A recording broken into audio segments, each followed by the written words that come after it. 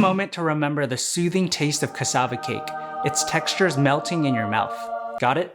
Now, imagine it infused with the creativity of a top-tier chef. That's right, we're giving this beloved dessert a makeover, and you're invited to the transformation.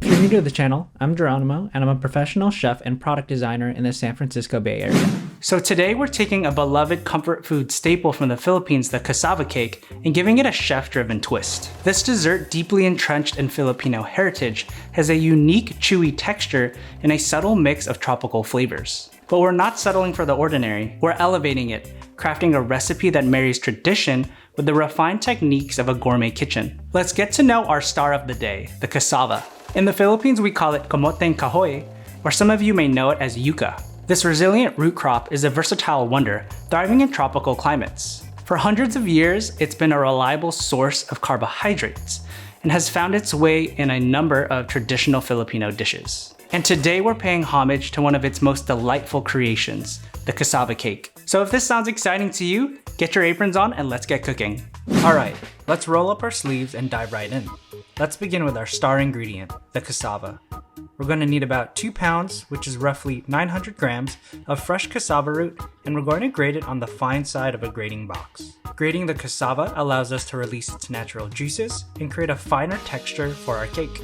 Texture plays a vital role in how we perceive flavors. A finer texture here means we'll have a smoother, creamier cake that lets all our other flavors shine. Next, let's infuse some coconut milk with pandan. In a small sauce pot, add 1 can or 400 milliliters of full-fat coconut milk and 6 pandan leaves tied into knots. Heat it over medium-low until it begins to steam, then remove it from the heat and let it steep for 10 minutes. This step allows the coconut milk to soak up all the aromatic goodness of the pandan leaves. Once the milk is cooled, mix it in with the grated cassava. Add in 1 cup or 340 grams of maple syrup, 1.5 cups or 120 grams of unsweetened shredded coconut, 3/4 teaspoon or 4 grams of diamond crystal kosher salt, and 1 teaspoon or 5 milliliters of pure vanilla extract. The shredded coconut adds texture and even more tropical flavor to our cake, while the salt brings out the sweetness and the vanilla adds depth. Stir this mixture well, ensuring everything's well combined. You're building layers of flavor here, and every ingredient is essential. The pandan-infused coconut milk, earthy cassava, sweet maple syrup, shredded coconut, and vanilla come together to lay the base for our sophisticated take on the cassava cake. Now, grab a 9 by 13 inch baking pan and grease it all over. Add in the cassava mixture and be sure it's spread evenly, as this ensures uniform baking. Uneven thickness could mean some parts are undercooked, while others are overcooked, so give the baking dish a good shake on a flat surface. Now throw this bad boy into a preheated oven at 350 degrees Fahrenheit or 175 degrees Celsius. Bake it for about an hour or until the cake sets and turns a beautiful golden color. Baking is where the Maillard reaction happens. When heat is applied, the sugars and proteins in our cake undergo a reaction, creating new flavors and that enticing golden brown color. While the cake bakes and the magic happens in the oven, let's move on to our next component, the ginger coconut cream. This will add a beautiful creamy element and a subtle sophisticated heat to our cake. Start with a can of full-fat coconut cream, which has been chilled in the fridge overnight. Chilling separates the cream from the liquid, and all we want is the thick, creamy part. This gives us the rich, velvety texture we want in our cream. Scoop out all that lovely solid cream into a mixing bowl, leaving behind the liquid, which is about 400 milliliters or 13.5 ounces of coconut cream here. Now, add 2 tablespoons or about 42 grams of maple syrup. Add 1 teaspoon or 5 milliliters of pure vanilla extract, and a tablespoon or 6 grams of fresh ginger, finely grated. The maple syrup brings a touch of sweetness, while the vanilla lends a bit of depth to our cream. But it's the ginger that's the real game changer. It adds a warming, peppery note that cuts through the richness of the coconut. And now the fun part. Whip it all up until the mixture has the consistency of whipped cream. By beating the mixture, we're incorporating air, which makes the cream light and fluffy. It's all about creating that beautiful contrast of textures in our cake. Now that we've made this component, let's move on to the final part, caramelizing our pineapple. This will be the final step of the cake topping, making some caramelized pineapple pieces. Start with a ripe pineapple, about 1 kilogram after it's been peeled and cored, which brings out the true sweet tart character of this tropical fruit. Cut the pineapple into small, bite-sized pieces, about 1/2 inch or 1.27 centimeter cubes. This size is ideal as it helps the pineapple cook evenly, caramelize nicely, and still hold up its shape and texture. In a skillet over medium heat, add in 1 tablespoon or about 14 grams of coconut oil. This is going to give our pineapple that beautiful caramel golden hue and an extra hint of tropical flavor. Add in the pineapple pieces and cook them, stirring occasionally until they start to brown. This isn't just about making them look pretty. The browning process actually triggers the Maillard reaction again, where the sugars in the pineapple start to break down and create new complex flavors.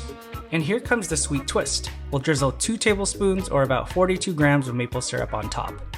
The maple syrup is going to mix with the pineapple's natural juices and help speed up the caramelization process. Keep stirring until the pineapple pieces become a deep, rich gold and are coated in that sticky, sweet caramel. What we're left with are sweet, slightly tangy, caramel-flavored nuggets of joy that'll be the perfect topping for our gourmet cassava cake. Let these cool a bit while we wrap things up with our cake. And now, the moment we've been waiting for. The cassava cake is done. It's beautifully golden brown and you can smell the sweet aroma of pandan. A key thing here is to let it cool in the pan for a bit. It's tempting, but trust me, it'll be worth the wait. After letting it cool, it's time to give it some tender loving care. Grab the ginger coconut cream and spread a generous layer of it on top of our cassava cake. This isn't just for aesthetics, folks. That cream is going to seep into the cake, providing moisture and infusing it with that wonderful hint of ginger. And for the final touch, carefully arrange the caramelized pineapple pieces on top.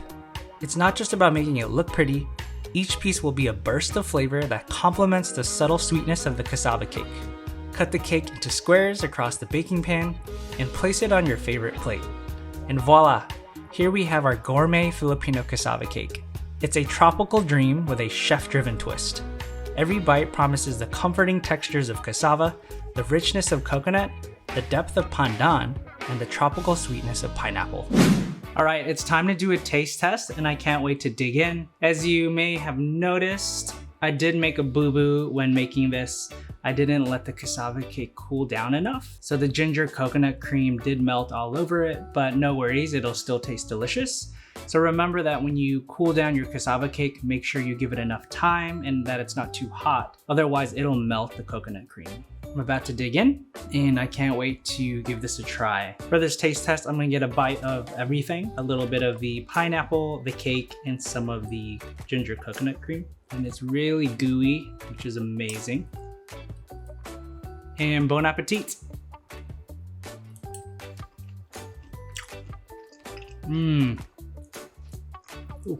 It's nice and chewy and it's got like a mochi-like texture. There's a lot of sweet notes from all the maple syrup we used, but it's not overly sweet. It's like the perfect amount. And I can taste the subtle flavor of the pandan, which adds a nice complexity to this cassava cake. Something out of the norm, honestly. And the caramelized pineapple adds a nice tart to balance out the rest of the richness of the dish. Yeah, this texture is so addicting. I could eat like 5 of these, but I think I gotta control myself. There's also the pleasant aroma of the ginger from the ginger coconut cream, which also adds another layer of complexity and sophistication to this cassava cake. Yeah, this is super yummy. I can't wait to eat more off camera. If you enjoyed this video, check out one of my other videos here where I make another Filipino sweet treat, ube or purple yam cheesecake made entirely from plants. Thank you so much for watching and please leave a like and subscribe as it really helps out my channel, and I'll see you in the next video.